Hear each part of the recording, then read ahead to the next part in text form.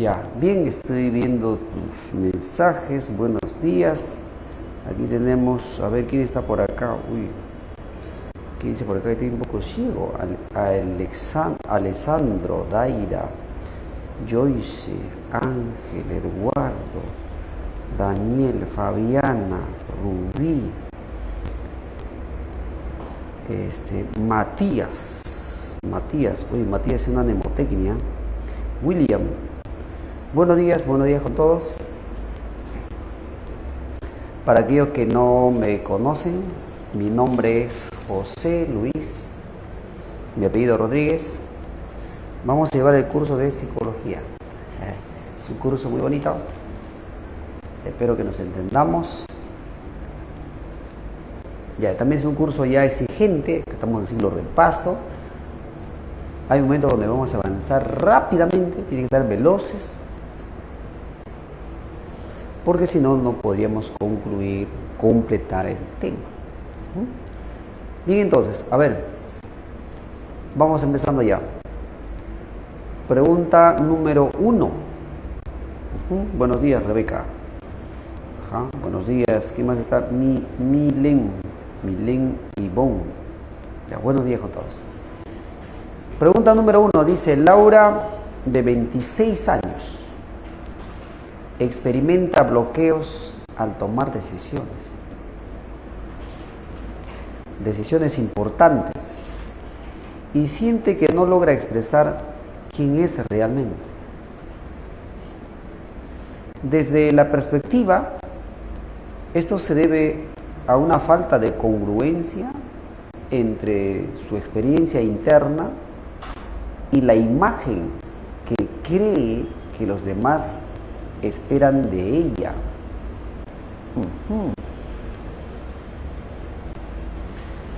Por otro lado, Tomás, un niño de 8 años, ha mejorado notablemente su lectura porque su profesora lo guía paso a paso, reforzando, hay una palabra clave ahí, reforzando cada aproximación correcta. Desde un enfoque, esta mejora se explica por el uso sistemático de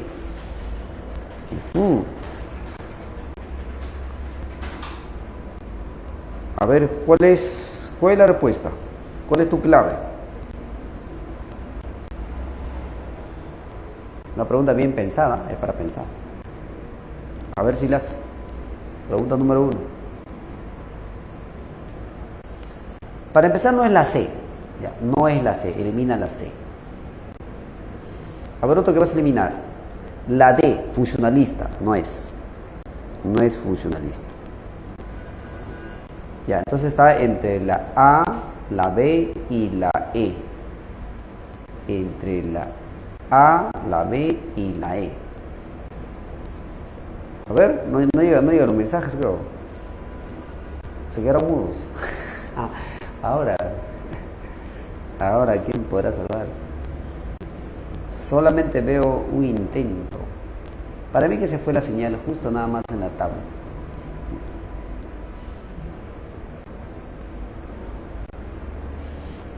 Ya voy a pensar que está demorando, ¿no? Está demorando. Allá. Así es, la respuesta es avión. No puedes marcar otra por descarte. Ya, por descartes. Ya, entonces estas preguntas, hay un buen porcentaje de preguntas, se refiere a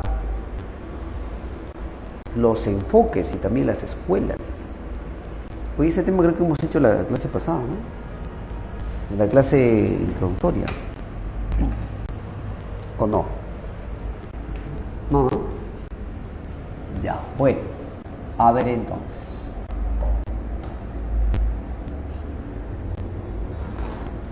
La psicología científica tiene su historia. Esa historia se divide en 2 momentos. El primer momento de la psicología científica se le conoce como el momento de las escuelas. las escuelas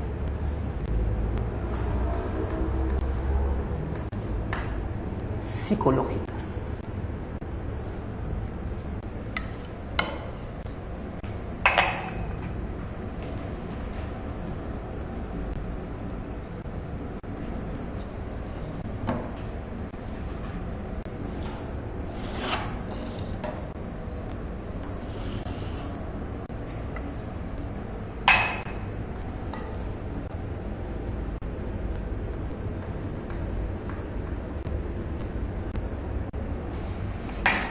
Entonces vamos a recordar un poquito sobre los aportes de las escuelas.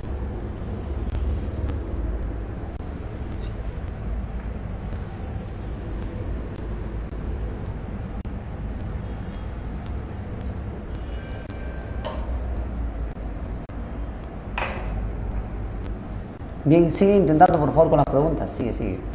Mejor voy a ir preparando también la pizarra. Ya, mientras voy preparando, ustedes van marcando la alternativa correcta.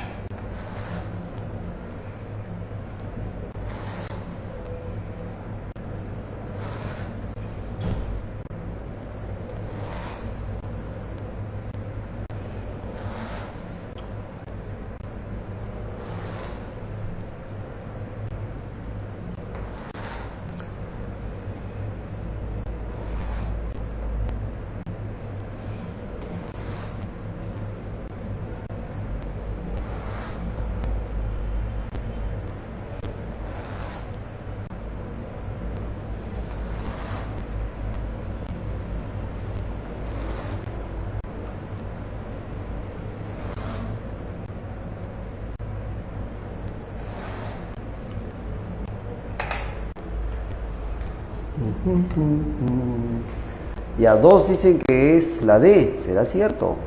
Ajá, ya están alentando, correcto, correcto. Sigue, 3, 4, 5, 6. La pregunta 20.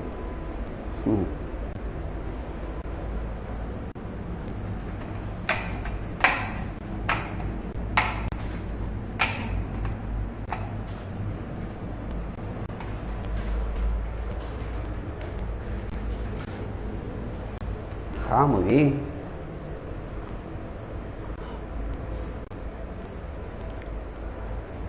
A ver, recordemos de modo sintético, porque recuerden que te decías un ciclo repaso donde las cosas se sintetizan, se precisan, vemos puntos claves para el examen. Entonces, escuelas. La primera escuela fue el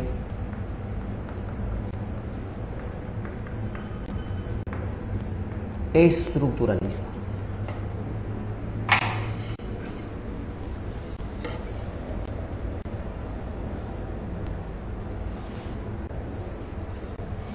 Esa escuela fue fundada por Wilhelm Wundt en Alemania. Y Wundt, cuando fundó el primer laboratorio de psicología, dio origen al uso del método científico dentro de la psicología.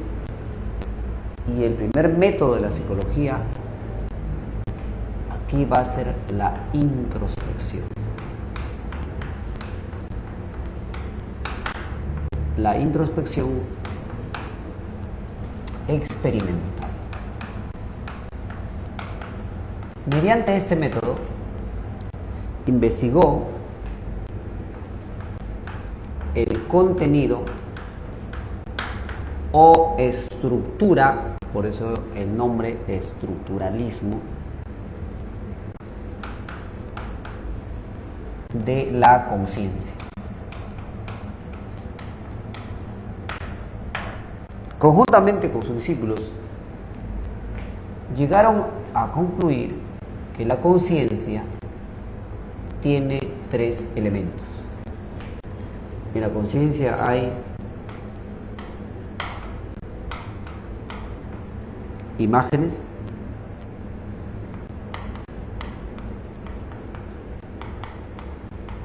sentimientos, ¿no?, que algunos pueden llamar también parte de las emociones, ¿no?, y las sensaciones. Entonces, Wundt da origen a la primera escuela psicológica, utiliza el primer método de la psicología científica, la introspección experimental, estudia el contenido de la conciencia y dice que la conciencia tiene tres elementos. Y todas estas investigaciones llevaron a que la psicología se separara de la filosofía para formar parte de la ciencia. Todo ello ocurrió en Alemania. Y de modo inmediato, en Estados Unidos, apareció la segunda escuela.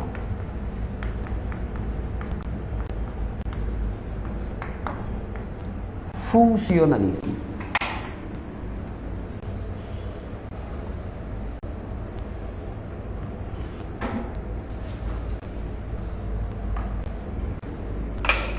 El funcionalismo tuvo influencias del darwinismo y quien recibió influencias fue William James y John Dewey, o sea, Dewey. Ambos aceptaron las ideas darwinianas, que algunas especies no existen, se han extinguido por un proceso adaptativo.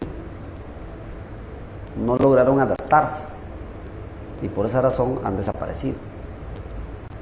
Entonces también el ser humano se está adaptando.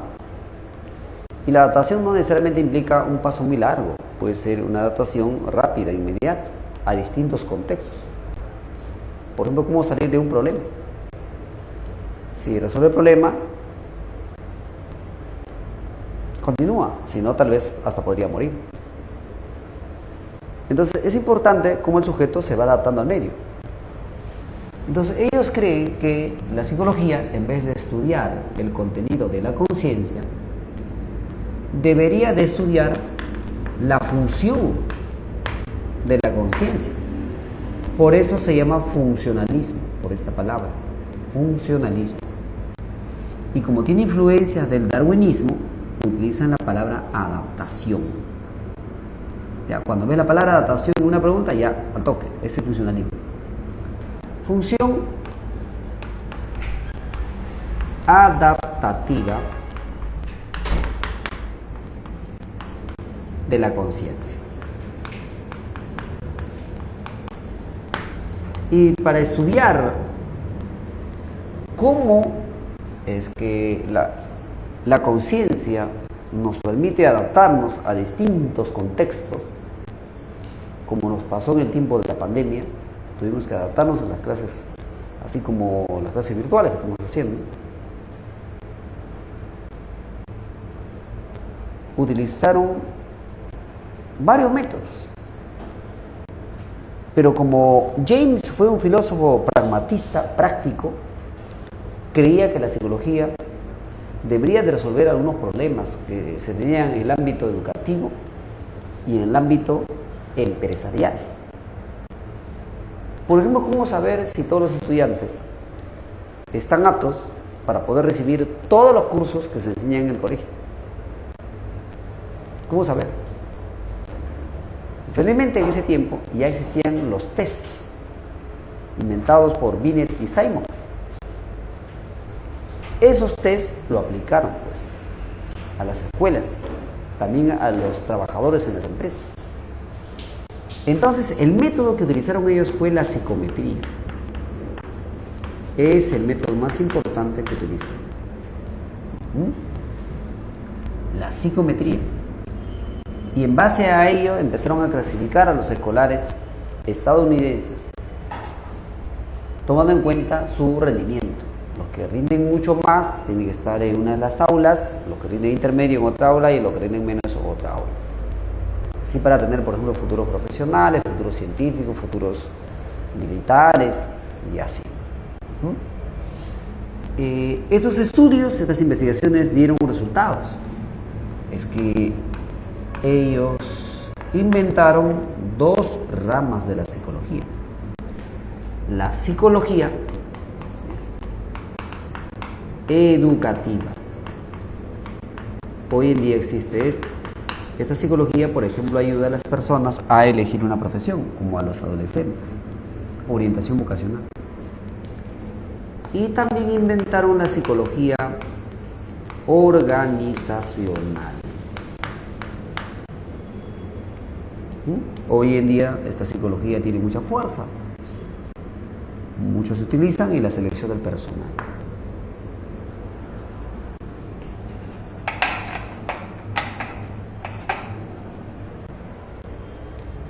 La tercera escuela apareció en Austria. Su nombre es psicoanálisis.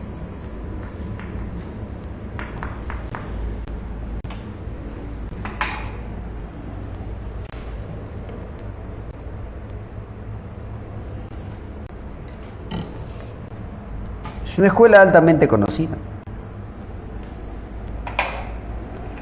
El fundador de esa escuela fue Sigmund Freud. Y él se interesó por estudiar la mente, en especial una parte de la mente,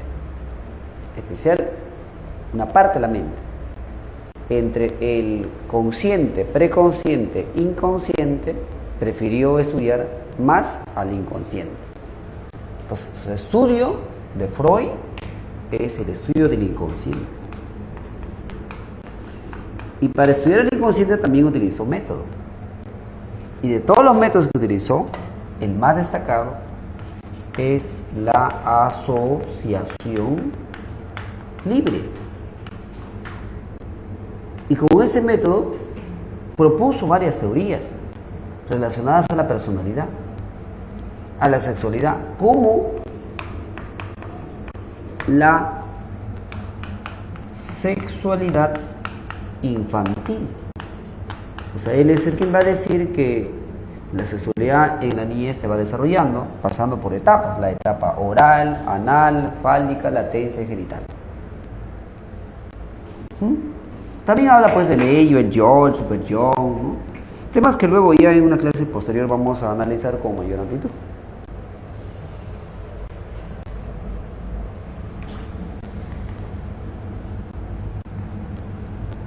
La cuarta escuela aparece en Rusia.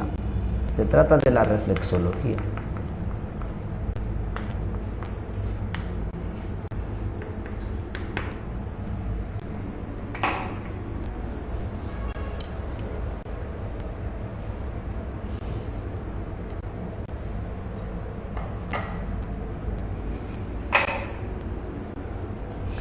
El autor más destacado, más reconocido, especialmente por haber ganado el Premio Nobel de Fisiología, es Iván Pavlov.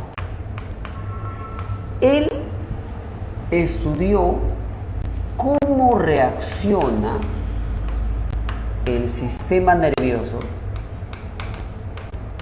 ante la estimulación.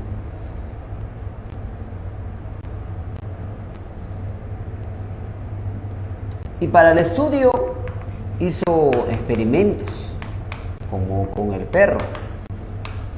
Entonces su método fue experimental y la consecuencia es que descubrió una forma de aprendizaje. Esa forma de aprendizaje se denomina condicionamiento clásico.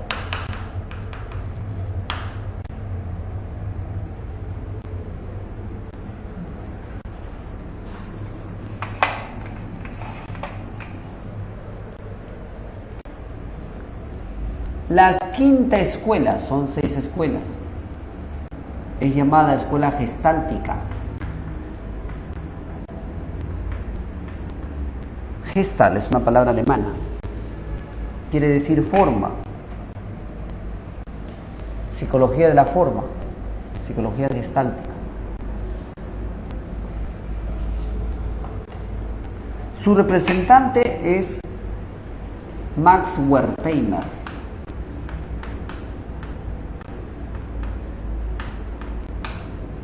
También Kafka, Kohler.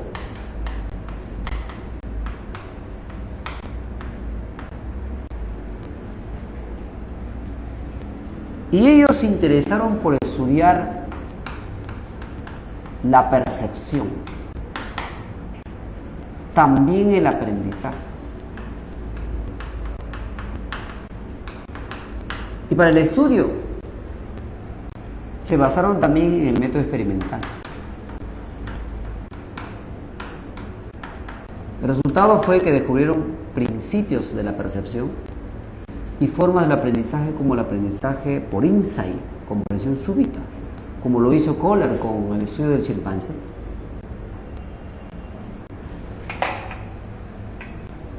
La última escuela es el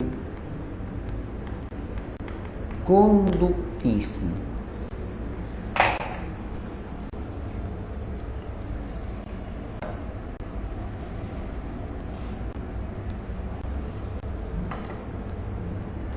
El fundador, que tuvo influencias del positivismo, es John Watson.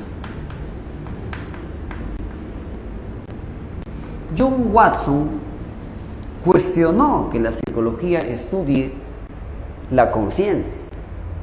¿Por qué cuestionó? Porque él dice que la conciencia es algo que no se ve, que no se puede observar. ¿Cómo vamos a estar seguros de que la conciencia existe? El estudio de la conciencia, o sea, la mente, sería algo filosófico. El interés es de que la psicología sea ciencia, no filosofía. Entonces, para que la psicología sea realmente una ciencia, tiene que estudiar algo que se puede manipular, algo que se puede observar. Lo llamó conducta. Por ello el nombre, conductismo.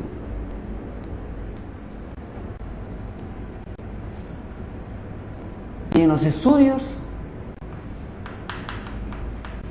llevó a la práctica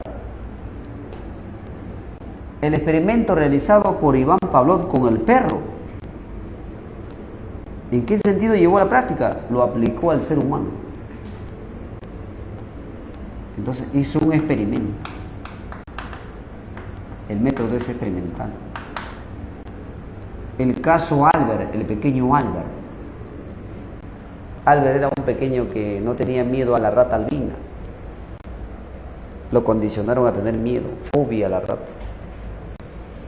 Entonces, Watson demostró que el condicionamiento clásico era posible aplicar al ser humano.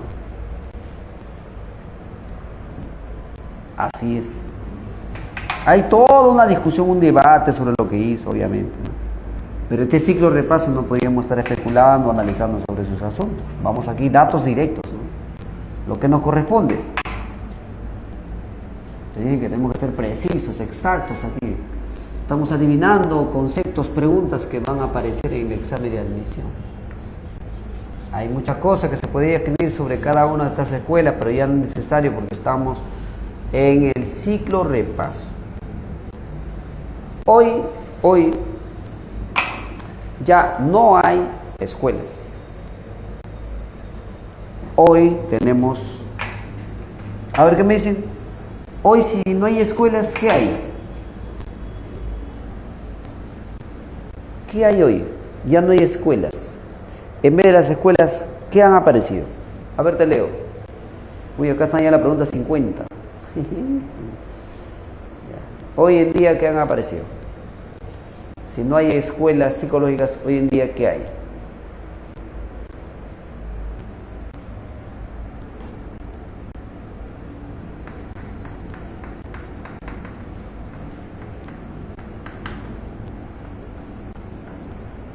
Enfoques psicológicos.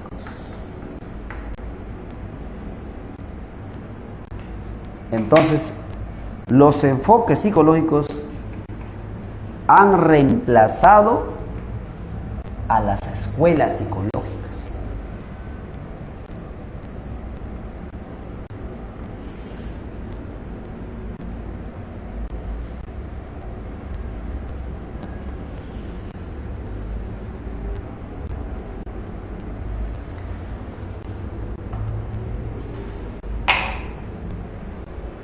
Ajá, muy bien, claro, hoy día hay enfoques. Uno de los enfoques bastante difundidos, que lo han llamado como la tercera fuerza psicológica. La primera habría sido el psicoanálisis, luego el conductismo, entonces hoy sería el humanismo. ¿Ya? Entonces, este enfoque es considerado la tercera fuerza psicológica, es el humanismo, la psicología humanista.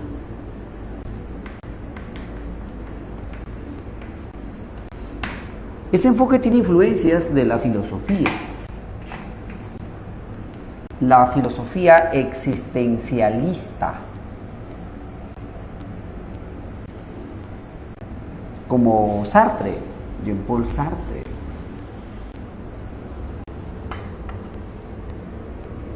Los existencialistas dicen que el ser humano cuando nace libre. Entonces el ser humano, como es libre, permanentemente va eligiendo. No puede dejar de elegir. Siempre está eligiendo.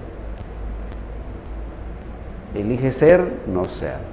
Elige una cosa y al elegir una cosa también ha dejado de elegir otra cosa. Y así permanentemente. Entonces el ser humano, dice ahora el psicólogo humanista, de humanista, es el que va eligiendo. Y dependiendo de sus elecciones, él está como está. Así podría ser grande o quedarse ahí abajo. O sea, como persona podría crecer o podría no crecer. Entonces depende de él, ¿cierto? ¿Quiénes son los psicólogos humanistas? Abraham Maslow,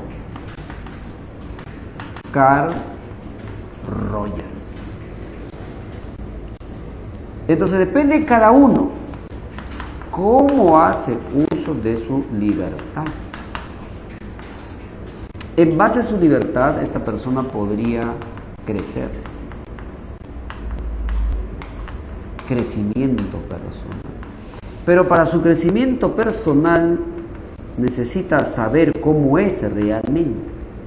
O sea,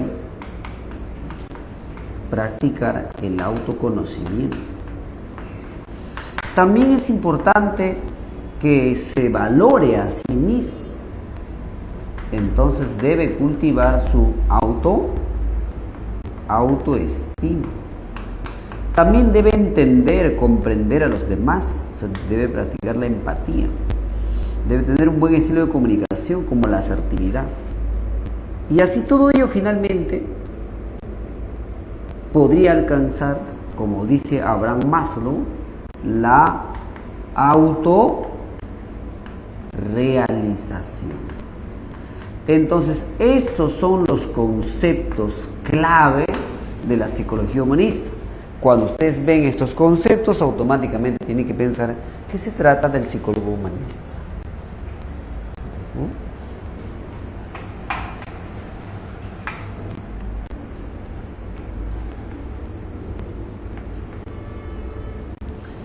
El enfoque cognitivista.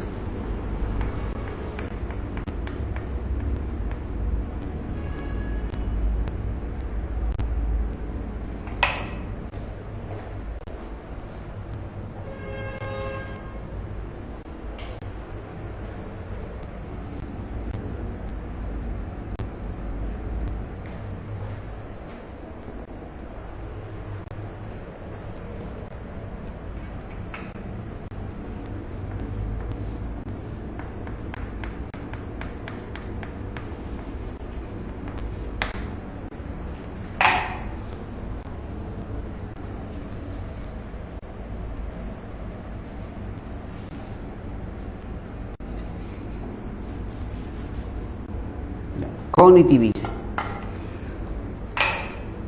El precursor del cognitivismo fue Jean Piaget, porque a él le interesó estudiar el desarrollo cognitivo, el desarrollo de la mente. Es que a los cognitivistas les interesan los procesos mentales cognitivos. Posee estudios como de la percepción, la memoria, el pensamiento, también el aprendizaje. Piaget decía que el desarrollo del pensamiento pasa por 4 etapas o estadios: sensorio-motriz, preoperacional, operaciones concretas y operaciones formales. Pero quienes llevan al auge al cognitivismo son especialmente David Ausubel y Jeremy Brunner, cuando investigan y proponen formas de aprendizaje. Entonces, ¿cuáles son los conceptos que se toman en cuenta en los estudios del cognitivismo? Por ejemplo, es importante el pensamiento. Un psicólogo cognitivista te dice: cambia tu forma de pensar. Tu forma de pensar te está llevando a tener serios problemas en la vida. Las ideas que tienes no son ideas correctas, mejóralas, reemplázalas. En vez de estar imaginando cosas negativas, trata de imaginar cosas positivas. Ajá, ¿ve?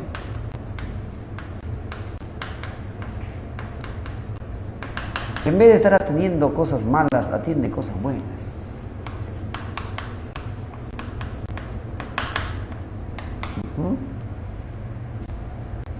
Interpreta mejor las cosas que ves, que observas. No trates de interpretar negativamente.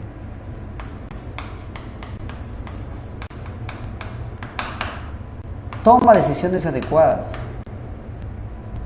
Son ideas cognitivistas.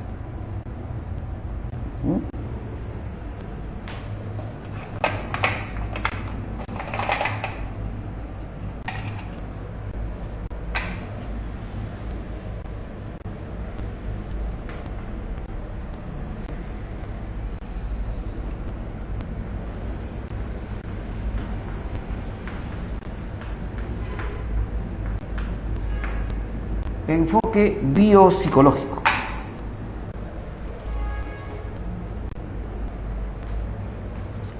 A ver, escriban, ¿cuáles serían los conceptos claves relacionados al enfoque biopsicológico? O sea, ¿cómo sabes que ese psicólogo, ese caso, se refiere al enfoque biopsicológico?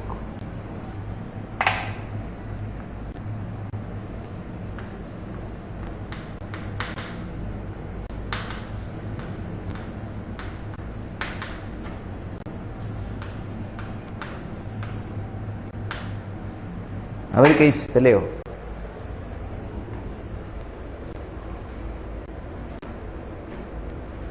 Desde la perspectiva orgánica. Ya, bien. ¿Qué más? A ver otros conceptos. Conceptos relacionados al enfoque biopsicológico. O sea, tú te das cuenta que ese es un caso donde el psicólogo está tomando el caso desde el punto de vista biopsicológico. ¿Qué conceptos debe utilizar para que tú digas que él es biopsicólogo?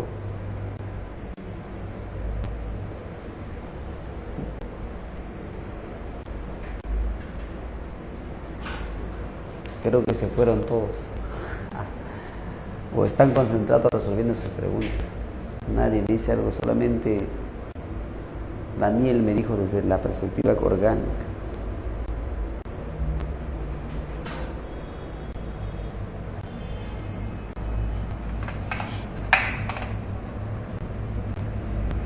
El enfoque biopsicológico considera que nuestra conducta, nuestra mente depende mucho cómo está funcionando nuestro sistema nervioso.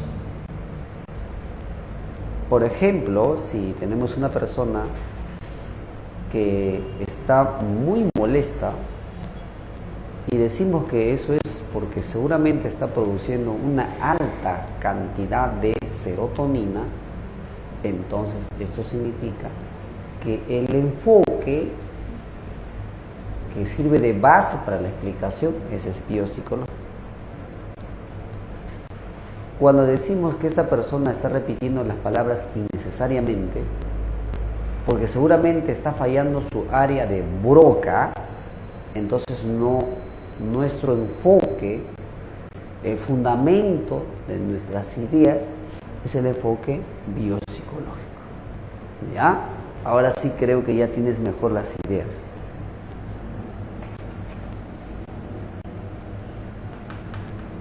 Por ejemplo, hablar acá del cerebro. No, está fallando el cerebro. Está fallando su cerebelo.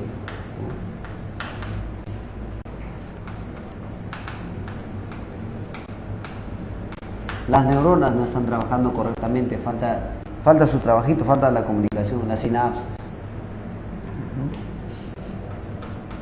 Hay un exceso, una escasa producción de neurotransmisores. Por ejemplo, dice, pues, le está faltando un poco de serotonina, muy poca serotonina, por eso está deprimida. Ya, su enfoque es biopsicológico.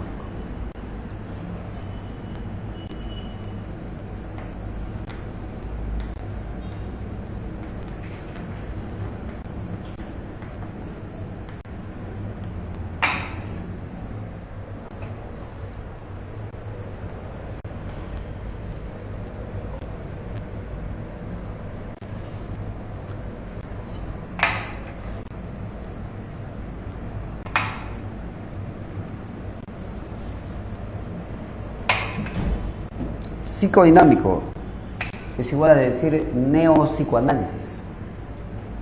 Ellos toman en cuenta que es importante el inconsciente.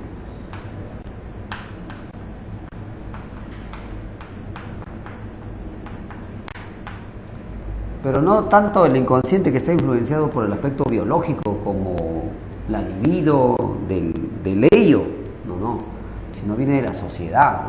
Cómo inconscientemente podemos hacer ciertas cosas. No como decía Freud, ¿no? Si por ejemplo una señorita está en una clase presencial, ¿no? Entra al aula presencial y hay varios asientos, pero no sé qué le pasa en ese momento, al ver a un compañero que ya está sentado, quiere sentarse sobre las piernas de su compañero. O sea, su cuerpo le está llevando como que ya para sentarse sobre las piernas. Entonces Freud dice que en ese momento lo que está mandando es el ello. O sea, entre el ello, el yo y el superyo, el ello le está llevando así como una fuerza para sentarse sobre las piernas de su compañero. Así es la libido, ¿sí o no? Pero si de pronto estaba ya cerquita para sentarse y dice, no, ¿qué me pasa? Como que se despierta y dice, no, eso no es correcto. Y se sienta en un asiento vacío, ese es porque apareció el super yo, la parte normativa. Entonces para Freud siempre el ello y el superior están en conflicto, en debate. Los psicólogos llamados psicodinámicos, que son los nuevos psicoanalistas, dicen que, bueno, hay que rescatar la palabra inconsciente, pero todo ello no viene del instinto sexual, no, sino que viene de la misma sociedad, cómo nos han formado. Porque podría ser de que, ¿por qué ella se está intentando o tiene la idea de sentarse en las piernas de su compañero? Porque no se trata de que sea la libido o la energía sexual, sino porque esas piernas le hacen recordar las piernas de su padre. Cuando ella era menor de edad, se sentaba sobre las piernas de su padre. Entonces es social, no es biológico. Esa es la idea del psicodinámico. O sea, el inconsciente viene más de la sociedad que del aspecto biológico. Ahí, por ejemplo, podríamos anotar a uno de ellos llamado Alfred Adler. Él dice que nosotros cuando somos menores de edad nos damos cuenta de que somos inferiores a los demás como al adulto. Entonces ahí aparece el complejo.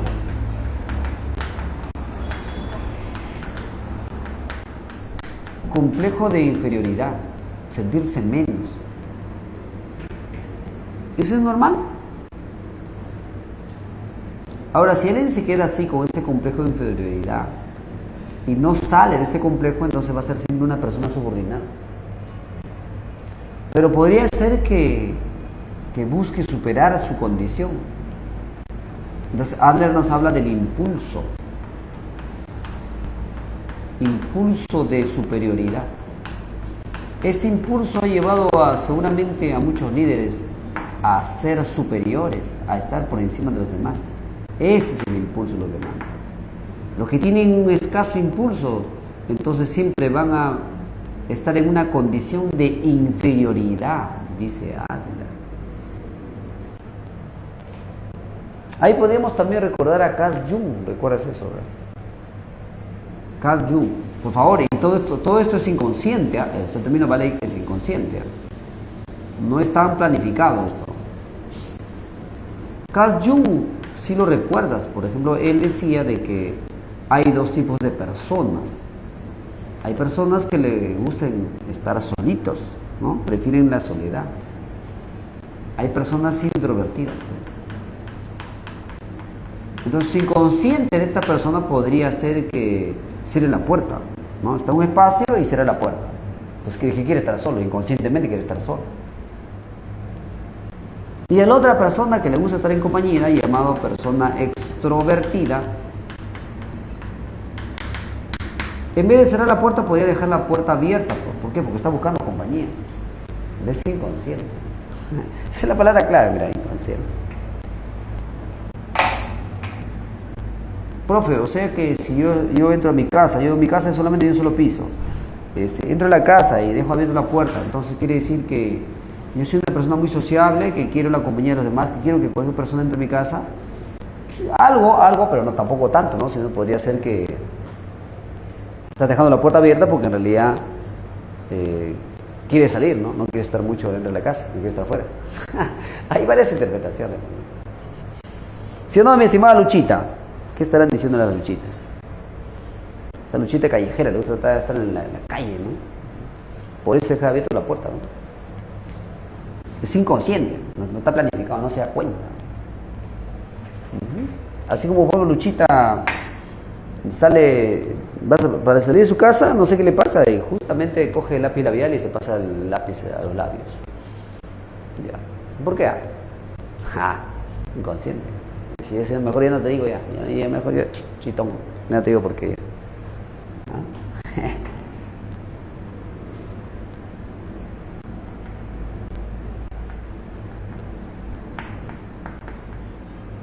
A ver qué dice acá. Están asombrados.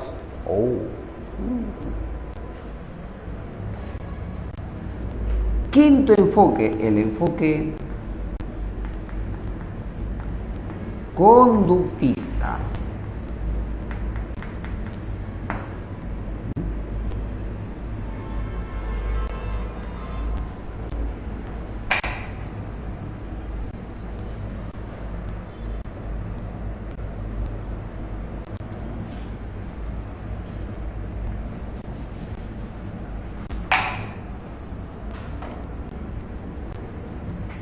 Representante, Skinner.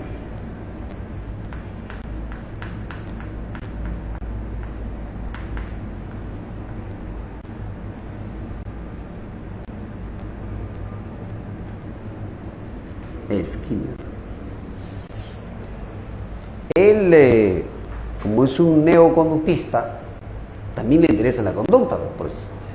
Conductismo es conductismo moderno. O sea, no es como Watson, que Watson explica las conductas utilizando el condicionamiento clásico, o sea, estímulo-respuesta. O sea, para que haya conducta tiene que pasar un estímulo. Ya, primero el estímulo, de ahí la conducta. Así como cuando, por ejemplo, papá, no sé, se ha vuelto medio loco, cogió una correa y quiere aplicarle un correazo a su hijito, ¿no?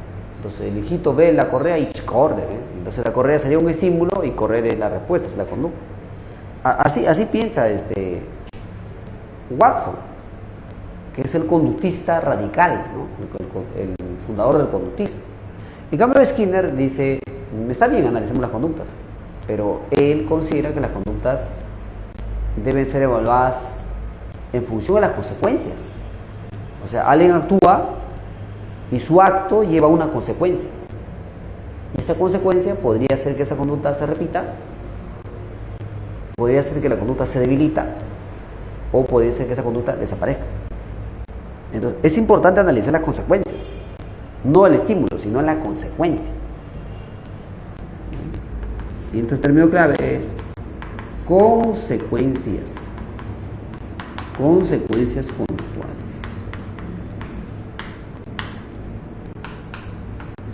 Y estas consecuencias, usted lo conoce. Hay una consecuencia que hace que esa conducta se repita. Se llama reforzamiento. Y sabemos que hay dos formas de reforzamiento: reforzamiento positivo, reforzamiento negativo. Y la consecuencia que debilita la conducta es el castigo. Y sabemos también que hay castigo positivo, castigo negativo. Y sobre ello, obviamente, vamos a explicar posteriormente en el tema aprendizaje. Y la otra consecuencia, a ver, dígame por favor, apóyame. Participe en todo caso. Ya. ¿Cuál es la otra consecuencia? Porque son 3 consecuencias. Dime, ¿cuál es la que falta? Escribe, rápido. A ver, leo entonces. Nada, se demora 1 hora en llegar la señal, supongo, ¿no? Nada, no aparece acá nada. ¿Cuál es la otra consecuencia? Empieza con la letra E. Nada, no llega. No llega tu mensaje. La extinción.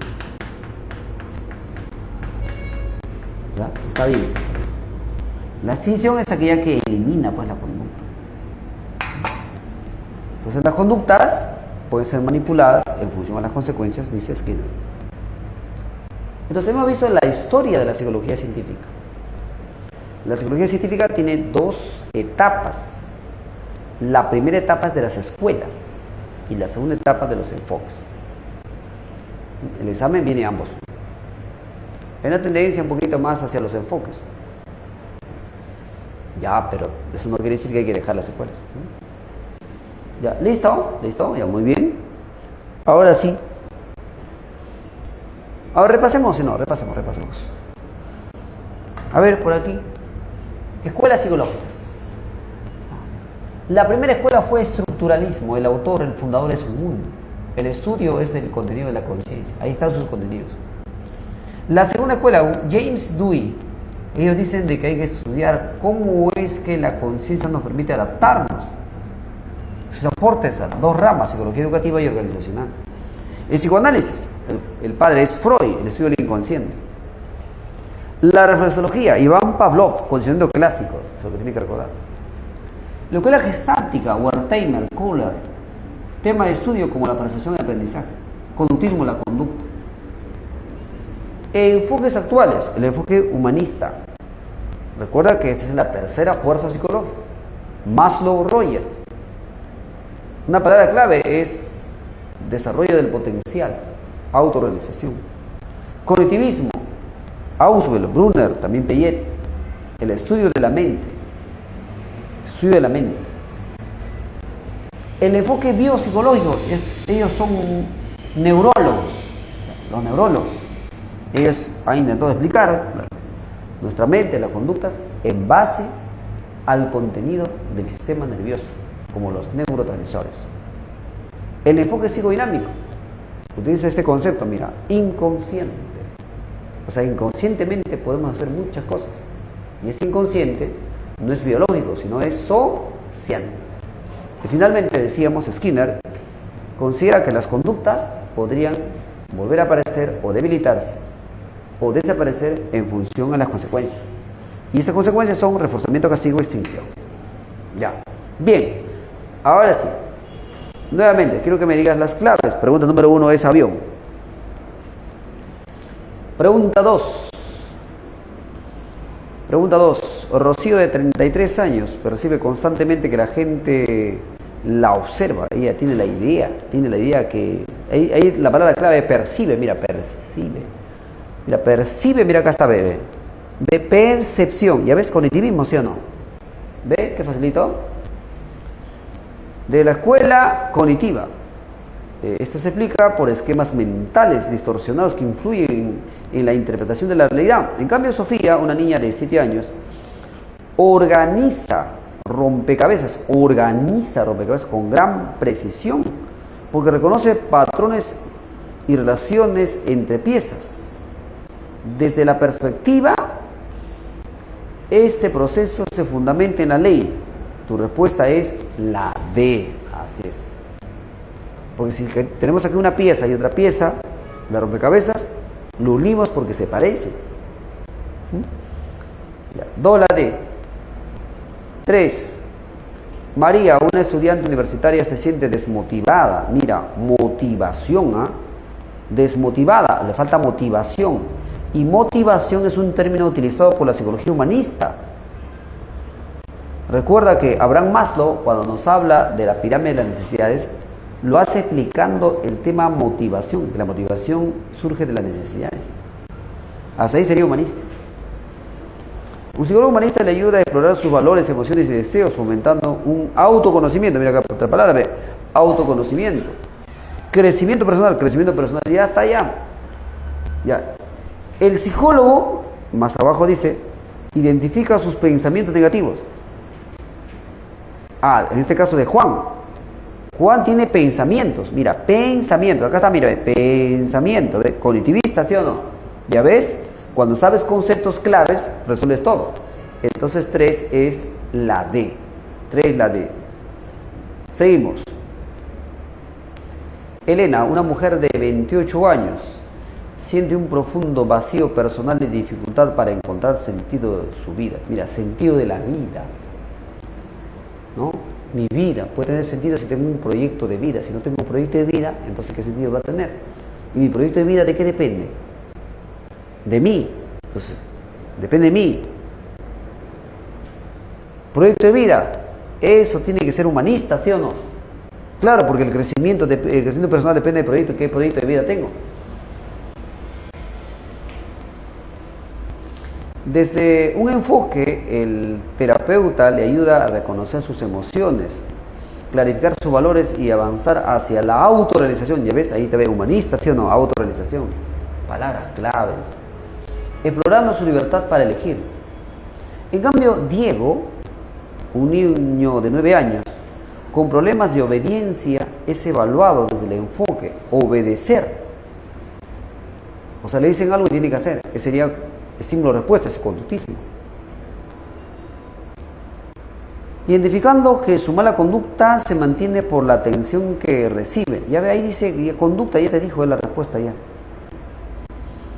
El psicólogo propone un programa para reforzar conductas observadas, reforzar, otro término, mira, reforzar, de reforzamiento, conductismo, ¿ya? Escuela conductista o enfoque conductista. Y ese reforzamiento, ¿qué hace? Modifica la conducta, ¿sí o no? Ya, entonces la respuesta 4 es avión. 4, avión. A ver, dime, ¿cuál es la clave de la pregunta número 5? 5, a ver, todos. 5, a ver, motívame porque si me das la clave, pues obviamente estoy contento, ¿no? Pero si no me das la clave, yo digo, uy, no motiva nada, ¿sí? No motiva. Los profesores nos motivamos cuando los alumnos aciertan en la respuesta, nos sentimos bien y decimos, qué bueno, aprendió, qué lindo. Si no dice nada, está estático, pasivo, como una estatua, entonces uno se frustra y dice, ese no le interesa, no le importa lo que estoy hablando, pobrecito. ¿Por qué no le importa? Porque tal vez sabe mucho, porque tal vez no sabe nada, o porque tal vez simplemente está conectado, ¿no? O se ha quedado dormido. No, pero ¿cómo dormido va a ingresar? Dice el profesor, sin de tristeza, ¿no? Y eso es un golpe en la vida del maestro. Entonces, cuando es un golpe en la vida del maestro, le hace recordar el poema que dice, hay golpes en la vida. Ese Vallejo aparece, ¿no? Vallejo fue tan golpeado en su vida que por eso lo convirtió en poema. Ya, a ver, veamos, ¿qué decías? 5. La C de casita, correcto. Muy bien. A ver si es verdad. A ver si es verdad que has estado avanzando. A ver, dime, ¿cuál es la clave de la pregunta número 6? 6, y te creo, ¿eh?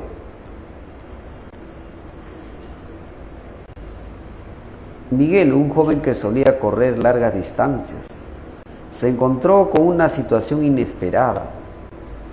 Al cruzar un puente, escuchó un ruido fuerte detrás de él y al volverse vio a un perro grande corriendo hacia él. Uy. Entonces hasta ahí tú lo analizas. Si serías tú, volteas y ves un perro grande, un pitbull o tal vez un rottweiler, está corriendo hacia tu persona con una sonrisa envidiable, así, tu sonrisa. Entonces, ¿cómo crees que vas a reaccionar? ¿Te vas a sentir feliz? Voy a ser devorado por el rottweiler, ¿así? Te vas a llenar de miedo, ¿sí o no? Claro, pues animal es fuerte, tiene poder. Y el miedo tiene como centro nervioso ¿a qué? A la amígdala, ¿sí o no? Y la amígdala forma parte del sistema límbico. A ver, hay que seguir leyendo. De inmediato experimentó una sensación de miedo, así es, que lo impulsó a aumentar la velocidad y escapar del peligro. Esta emoción de miedo, que puede parecer incómoda, tuvo una función social, protectora, adaptativa, homeostática. ¿Cómo va a ser homeostática? Social para nada, social es con el perro, no social, nada que ver. Sería una función adaptativa, ¿sí o no? Porque si no se escapa, entonces es devorado por el perro, es como si sería un león, en la etapa primitiva, antes, ¿no? Cuando el hombre era así, un Australopithecus, vio un león, su miedo le hizo correr. Se salvó, tal vez se trepó un árbol, ¿no? Y el león no podía subir y se salvó, ¿no? El león se aburrió de estar esperando que baje. Él aguantando el hambre un día estuvo ahí en las ramas del árbol. Sí, pero se salvó, ¿sí o no? Porque justo tal vez cuando él estaba arriba apareció un venado. ¿Sí? Y el león al ver al venado reaccionó y cazó al venado. Y a veces, en vez de comer humanos, comió al venado. A veces él se salvó. Pero su miedo le hizo salvar. Adaptación, pues sí o no, en términos así darwinianos. Ajá. Ya está. Entonces la respuesta es la D, claro, la D de D.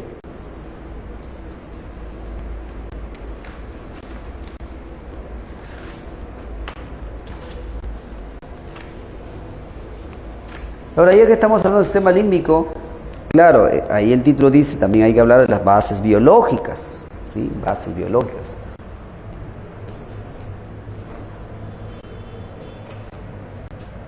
Y a usted le gusta pues el tema de bases biológicas, porque son del área ABC.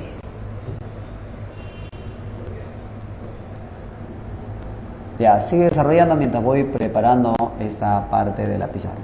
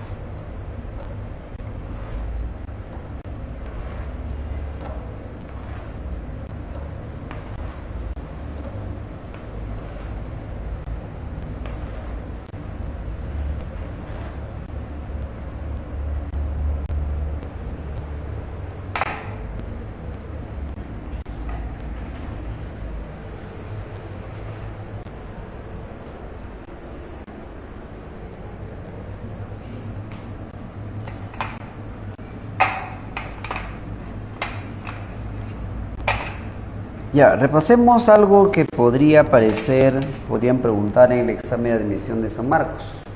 Ya. De bases biológicas vamos a ver los temas clave. Ya, lo que debes saber sí o sí, en primer lugar, es sobre las áreas.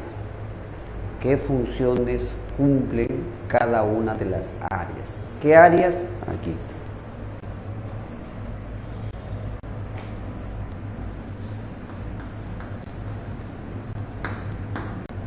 áreas cerebrales.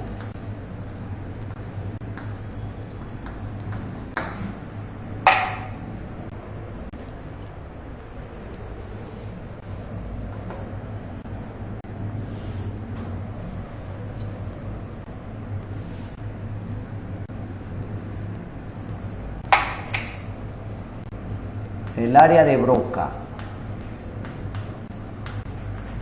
es para la articulación lingüística, para poder hablar. Exner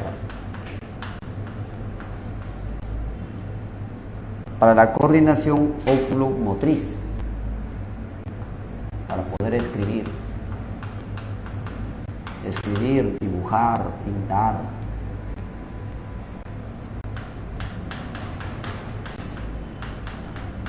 Wernicke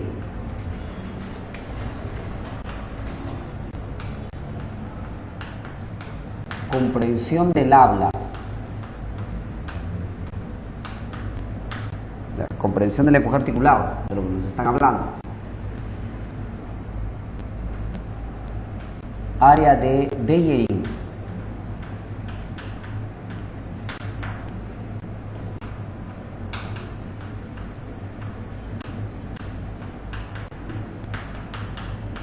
comprensión lectora.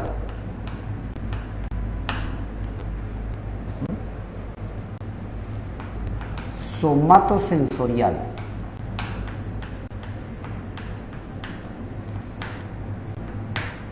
Es para sentir que algo ha impactado sobre nuestro cuerpo. Cuando alguien te toca la espalda, tú te das cuenta.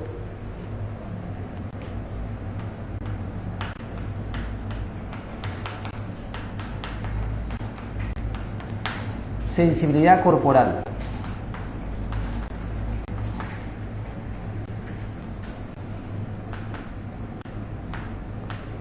Área motora primaria.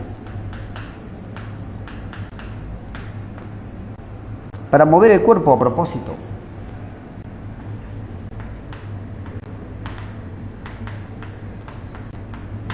Movimientos voluntarios.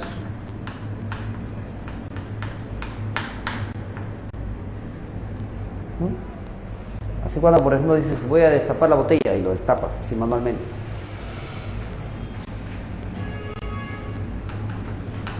El área prefrontal es para la conciencia, la planificación, proyecto de vida, razonamiento.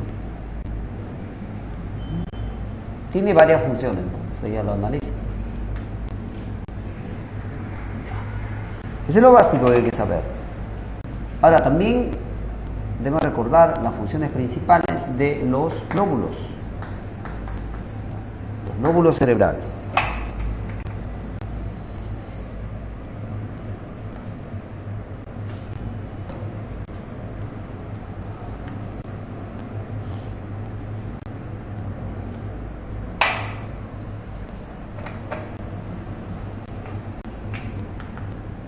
El lóbulo frontal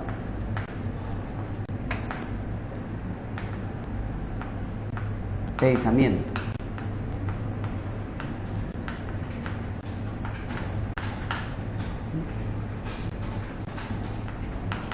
El lóbulo parietal, el tacto, el gusto. O sea, se saborea con el parietal.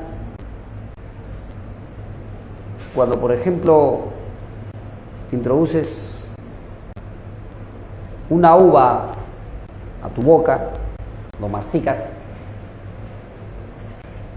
la sustancia que tiene, que es dulce, hace que se activen los quimiorreceptores. Entonces, al activarse, esas moléculas se convierten en impulso nervioso que viajan hasta el parietal. Y ahí dices, qué dulce. Ya, así es. Gusto. Así cuando, por ejemplo, mi estimada Luchita, tu Luchito te da un besito en la frente, te das cuenta, ¿sí o no? ¿Por qué? Porque esa fuerza mecánica Se ha convertido en un impulso nervioso, viajó hasta ¿dónde? Tu parietal. Así es, arriba es.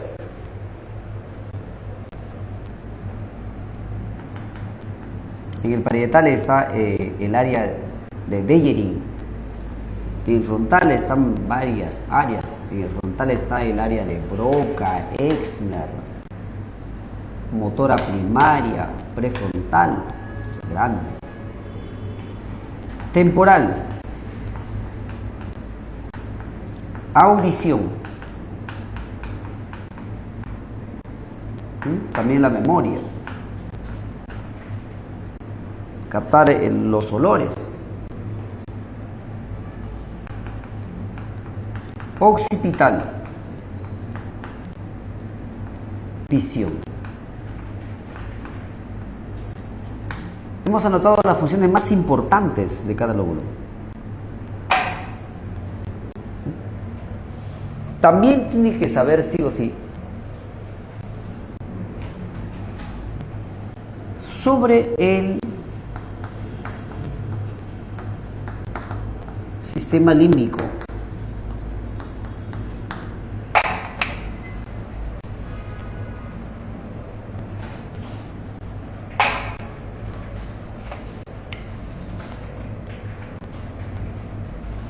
En sentido general se dice que el sistema límbico se encarga de las emociones.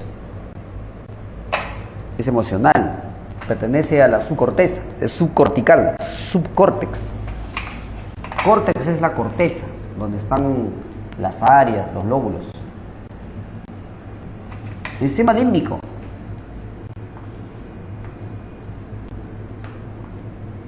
el hipocampo. Es el centro nervioso principal de la memoria.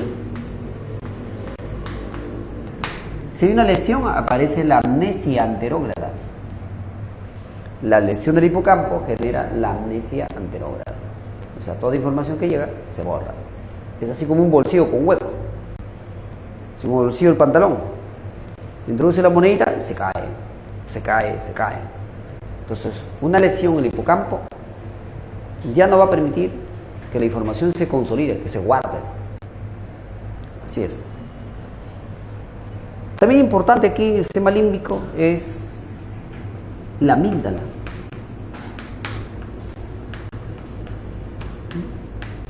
La amígdala cerebral estamos hablando. Se encarga de las emociones. ¿Cómo se experimentan las emociones? Cuando te molestas, te alegras, te asombras. Es una emoción, emociones primarias. También está el área septal. Área septal está en el sistema límbico. Ese para el placer. Ahí se produce bastante dopamina. La dopamina es un neurotransmisor del placer. También hay otros neurotransmisores, pues, como la serotonina. La serotonina es para la alegría. Por ejemplo, acetilcolina para una buena memoria. GABA. GABA es para contrarrestar la ansiedad.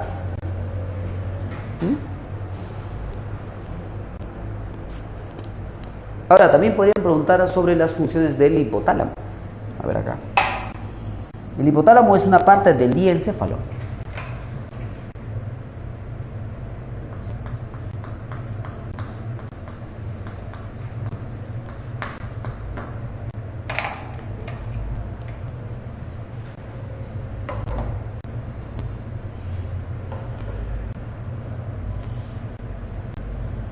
El hipotálamo es un regulador.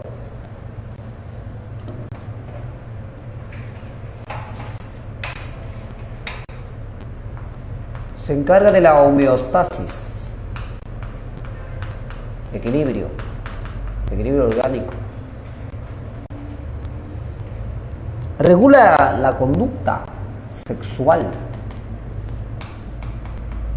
Si hay una lesión, podría fallar la regulación sexual. Por ejemplo, una dama puede volverse ninfómana, mucho deseo sexual. El varón podría ser un sátiro, también muchos deseos sexuales. Regula el sueño, la vigilia, también la producción hormonal. O sea, regula el funcionamiento del sistema endocrino. También regula al sistema nervioso autónomo, o sea, al simpático parasimpático.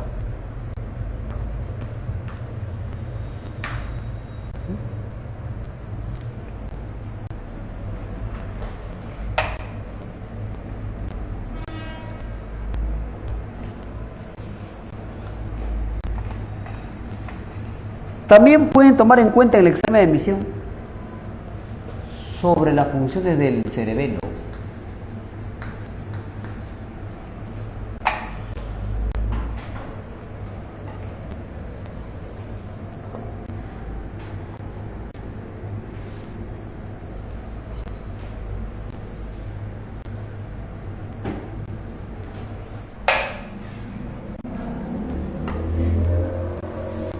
El cerebelo tiene funciones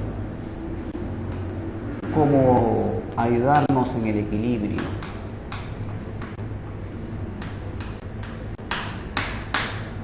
para equilibrio, para mantener la postura corporal.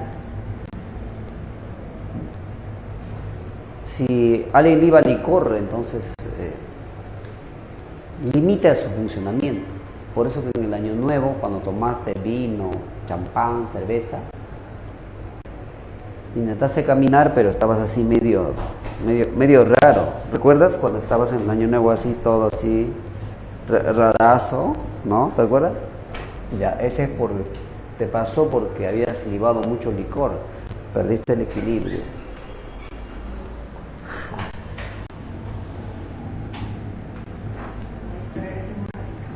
Ya. El cerebelo también nos ayuda en ¿qué? En la coordinación motora, coordinación de los movimientos, ¿no? Por ejemplo, cuando vamos a bailar, cuando estamos nadando. Así también el cerebelo nos ayuda a mantener la energía muscular. Se encarga del tono muscular, o sea, para tener esa fuerza, ¿no? Esa fuerza muscular. Si hay una lesión, desaparece toda la fuerza y vamos a caer como un palo. Nos podría llevar a la muerte.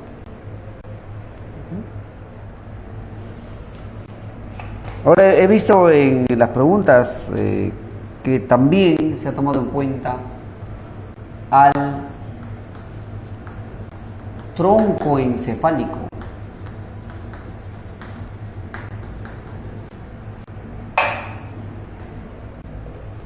El tronco encefálico tiene tres partes. La parte superior se llama mesencéfalo.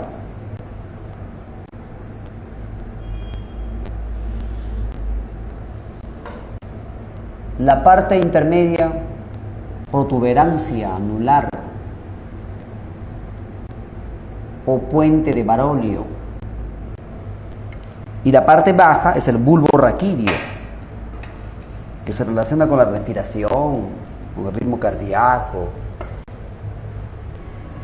Tienen funciones vitales.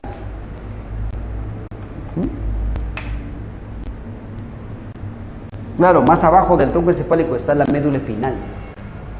Está dentro de la columna vertebral, está la médula espinal. La lesión de la médula espinal podría llevarnos a la hemiplegia. Hemiplegia quiere decir que una parte de nuestro cuerpo no se mueve. Un lado. ¿Ya? Podríamos ser parapléjicos. O sea, no se mueven las piernas. Cintura para abajo y quedó inmovilizado, para arriba nada más. Sí, ya depende de qué parte de la médula se ha lesionado. Ya sobre ese asunto te va a explicar tu profesor de biología. Ese es ya muy biológico, no es psicológico. Ya, entonces, arriba está la corteza cerebral, debajo al fondo está la subcorteza. Ya todo eso es el cerebro, sigue el tronco encefálico, más abajo del tronco encefálico y la médula espinal. Ahora, detrás del tronco encefálico está el cerebelo. Ahora, en el tronco encefálico hay dos redes nerviosas. una red que está llevando impulsos nerviosos hacia arriba, hacia el cerebro, y la otra red que está llevando el impulso nervioso del cerebro hacia las glándulas, hacia los músculos, hacia los órganos. A esas dos redes se le conoce como la formación reticular. O sea, en el tronco encefálico se encuentra la formación reticular. La formación reticular nos mantiene atentos, nos mantiene despiertos o a veces también dormidos, dependiendo sea el momento. Es que la formación reticular está compuesta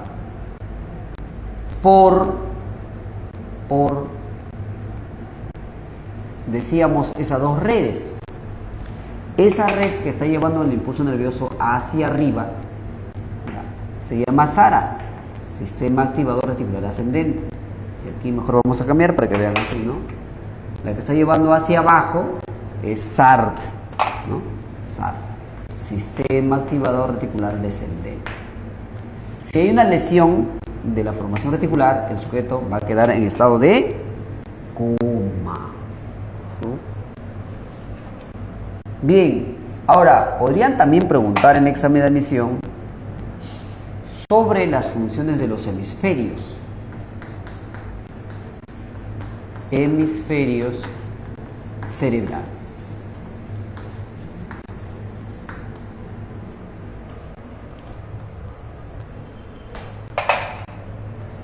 Tenemos dos hemisferios, o sea, tenemos realmente dos cerebros. Los hemisferios cerebrales están unidos por el cuerpo calloso. El cuerpo calloso es un conjunto de axones que está pasando de un lado a otro lado del cerebro.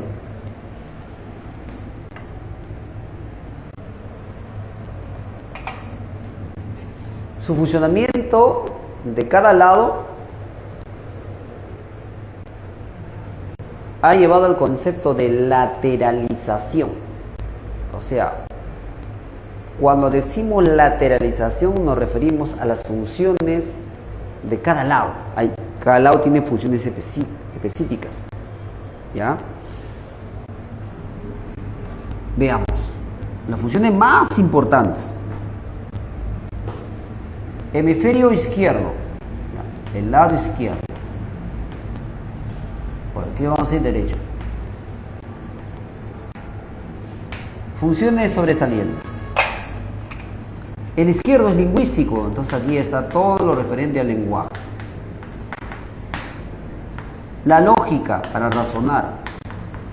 La lógica en la matemática.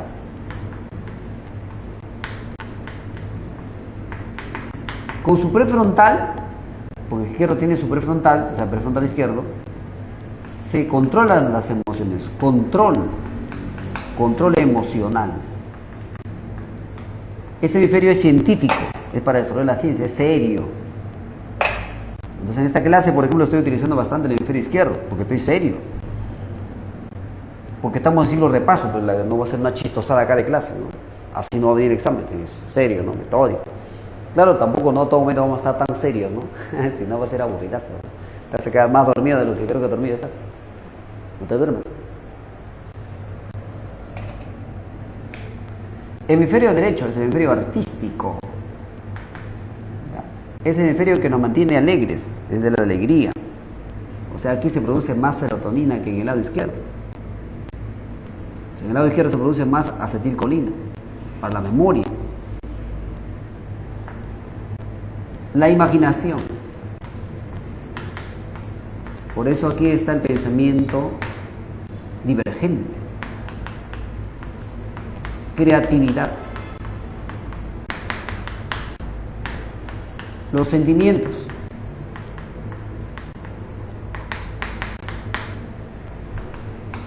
La percepción.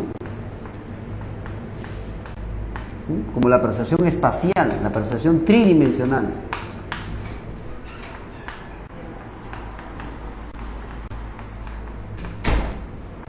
La imagen corporal, reconocimiento de rostros.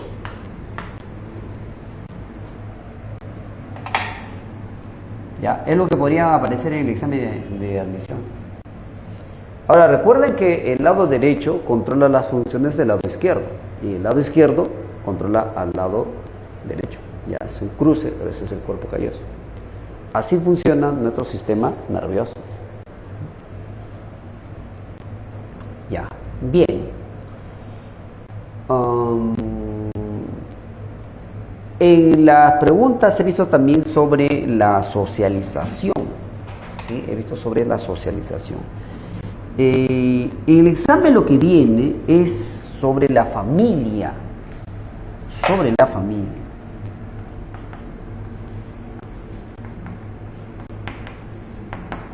Pero ¿qué es lo que preguntan sobre la familia? Preguntan algo simple, simple porque ustedes sí lo conocen, ¿ya? Por ejemplo, uno preguntan tipos, ¿ya? Tipos de familia. Y ahí tenemos las familias como aquella que está compuesta por papá, mamá, más hijos. Esa es la familia nuclear. Los hijos pueden ser también hijos adoptivos. Se dice nuclear o tradicional. Monoparental, donde solamente está papá o mamá en casa, más los hijos. La familia fusionada, si hay padrastro, madrastra. Y la familia extensa, ¿no? Extensa, ampliada, ¿no? Donde hay varios miembros, papá, mamá, tío, los abuelos. También preguntan sobre las funciones de la familia. Funciones de la familia. ¿Qué funciones cumple la familia?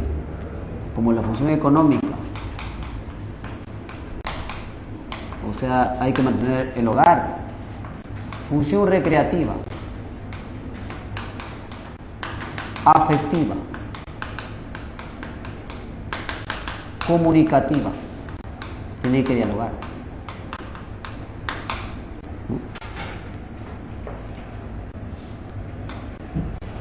Para que sea una familia real, tiene que existir hijitos. Si no hay hijitos, realmente no hay familia. Entonces la función es reproductiva o biológica. Función educadora. Y la función socializadora. Socializadora es cuando se le enseñan las normas y valores. Si le enseñamos, por ejemplo, la tabla de multiplicar, es función educadora. Socializadora es comportarse. También podría aparecer preguntas sobre los estilos de crianza.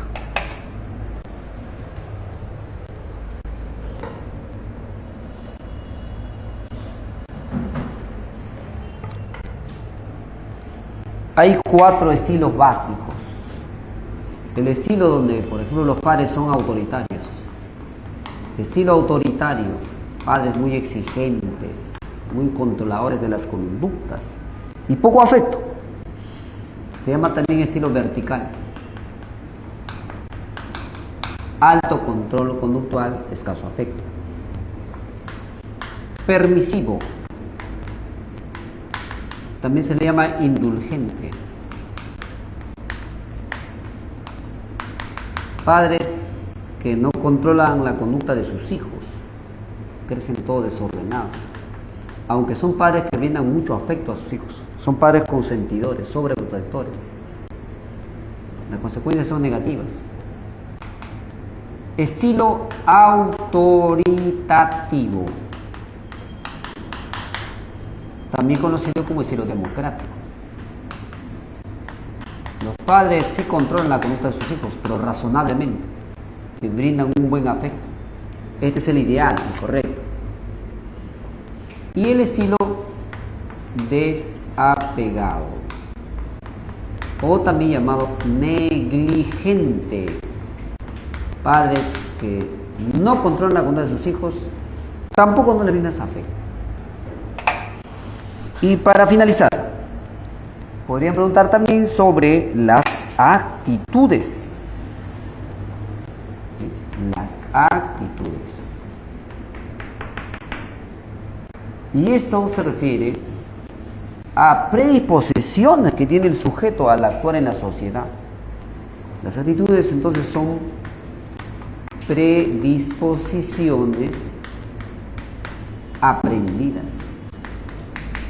¿Cómo reaccionar ante las personas, ante los demás? Y las actitudes tienen tres componentes: el componente cognitivo, afectivo y conductual. El primer componente se manifiesta a través del estereotipo, el segundo a través del prejuicio y el último a través de la discriminación. ¿Qué es un estereotipo? Un estereotipo es una idea generalizada. Por ejemplo, decir las mujeres son amorosas. Ese es un estereotipo generalizado. Algo bueno, ¿no? Entonces hay un estereotipo positivo. Pero también hay estereotipo negativo. Decir, por ejemplo, que los varones son desordenados. Estereotipo negativo. Que los chinos son explotadores. Son estereotipos negativos. El estereotipo negativo nos lleva al prejuicio. ¿Qué es un prejuicio? Es un rechazo. Un rechazo afectivo. Es un rechazo afectivo a una persona. Recuerden que siempre el estereotipo es general, cuando dice todos, los, las. En cambio, el prejuicio es a una persona. Dice esa persona me cae mal, no la paso. Eso es el prejuicio. ¿Por qué? Porque tiene su estereotipo negativo.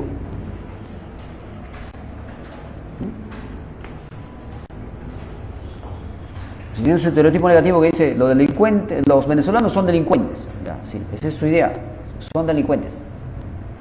Y de pronto veo a un venezolano y dice, ese pata no lo paso. Ese es su prejuicio. ¿Por qué? Porque tiene la idea de que esos son delincuentes.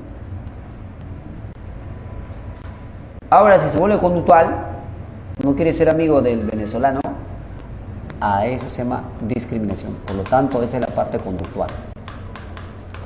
Conductual, este es exclusión. Es excluir a la persona, dejar de lado, ¿no? En base a un prejuicio. Así es. Bien, entonces creo que ya es momento de responder la pregunta que ustedes ya hace rato me habían dicho la clave. A ver si hace rato habían avanzado ustedes. Bien, a ver, vamos, pregunta número 7. Es su momento, 7 me dices cuál es tu clave. Por ahí me dijo 7 la C, creo que no es la C. 7 creo que no es la C. No es la C7. A ver, apúrate. Marcelo sufrió un accidente de tránsito que le causó una lesión parcial Desde entonces presenta dificultades para mover con precisión sus piernas, aunque mantiene cierta sensibilidad. ¿Cuál es? La D, correcto, 7 la D. Lucía, de 25 años, sufrió un accidente de tránsito que le provocó una lesión a nivel encefálico. ¿Ya? Afectando la regulación de su respiración y ritmo cardíaco. Ya es una parte del tronco encefálico. Eso se llama el bulbo raquídeo. Durante su recuperación también se observó una alteración especialmente en la amígdala, generando respuestas emocionales intensas como ansiedad y miedo al recordar el accidente. Ya, listo, creo que ya salió ya.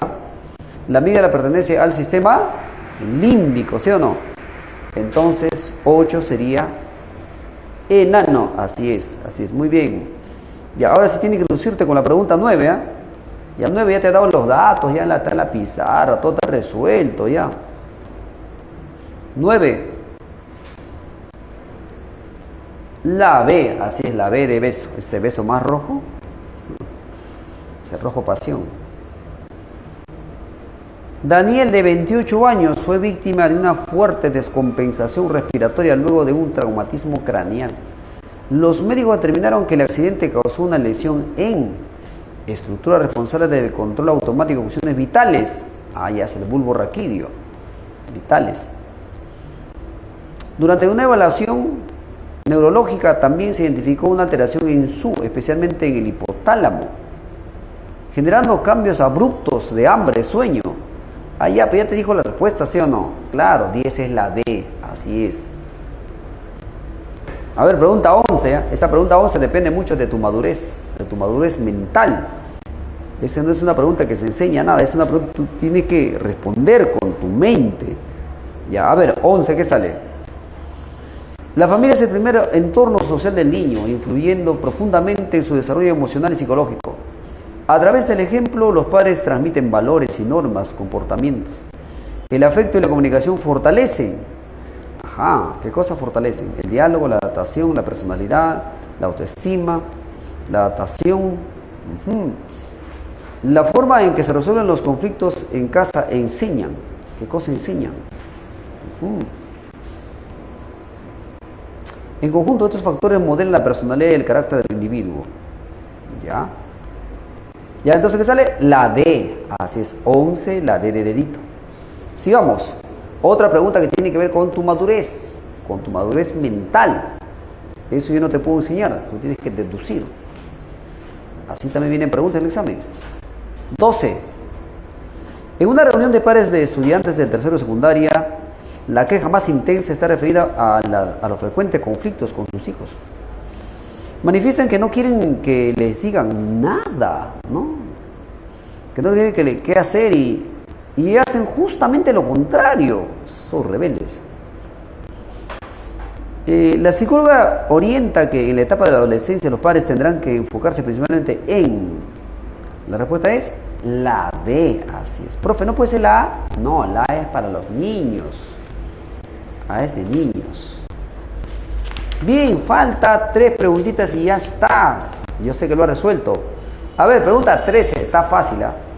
13 sí que está fácil. ¿Qué dice?